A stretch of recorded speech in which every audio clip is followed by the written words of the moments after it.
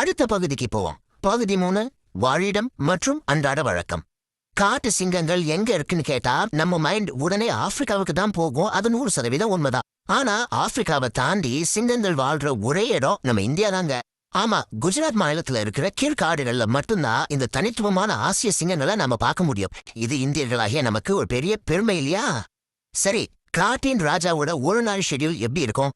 எப்பவுமே சுறுசுறுப்பா வேட்டையாடிட்டு இருப்பாருன்னு நினைக்கிறீங்களா? அங்கதான் நீங்க தப்பு பண்றீங்க. 16 முதல் 20.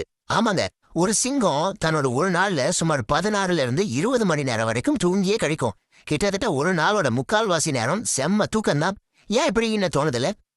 பகல் நேரத்துல வெயில் அதிகமா இருக்கும். அந்த நேரத்துல வேட்டையாடினா எனர்ஜி சீக்கிரம் ட்ரைன் ஆயிரும். அதனால பகல் முழுக்க ரெஸ்ட் எடுத்து எனர்ஜியை சேமிச்சு வச்சுக்கிட்டு ராத்திரி நேரத்திலயும் விடியற் காலையில இருந்தா நீங்க வேட்டைக்கே கிளம்பும். அந்த கூலான நேரத்துல தான் அதோட நிஜமான பவரை நீங்க பார்க்க முடியும். இது மிக சிறப்பா எதை விளக்குதுன்னா பகுதி 4, உச்ச வேட்டையாடியின் பங்கு. சிங்கங்கள் உணவுச் சங்கிலியில உச்சியில இருக்கு. இதனால என்ன லாபம்னு நீங்க கேட்கலாம். ஒருவேளை சிங்கங்களே இல்லைன்னு வச்சுப்போம். தாவரங்களை சாப்பிடுற மான்கள் எருமைகளோட எண்ணிக்கை ரொம்ப அதிகமாகி காட்டோட பசுமையே அழிஞ்சிடும். சோ மற்ற விலங்குகளோட எண்ணிக்கையை கண்ட்ரோல்ல வச்சு காட்டை பாதுகாக்கிறதுல சிங்கங்களுக்கு ரொம்ப பெரிய பங்கு இருக்கு. சிங்கம் வெறும் விலங்கு இல்ல, அது காட்டின் அரண்.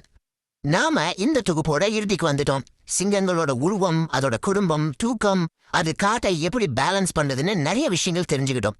இப்போ கடைசியா உங்களுக்கு ஒரு கேள்வி. நம்ம இயற்கை சமநிலையை பாதுகாக்கிற இந்த காட்டின் ராஜா தொடர்ந்து கம்பீரமா வாழ நம்ம என்ன செய்யணும்? இத பத்தி கொஞ்சம் ஆழமா சிந்திச்சு பாருங்க. இந்த தொகுப்பு உங்களுக்கு ரொம்பவே பயனுள்ளதா இருந்திருக்கும் நம்புறேன். மீண்டும் சந்திப்போம்.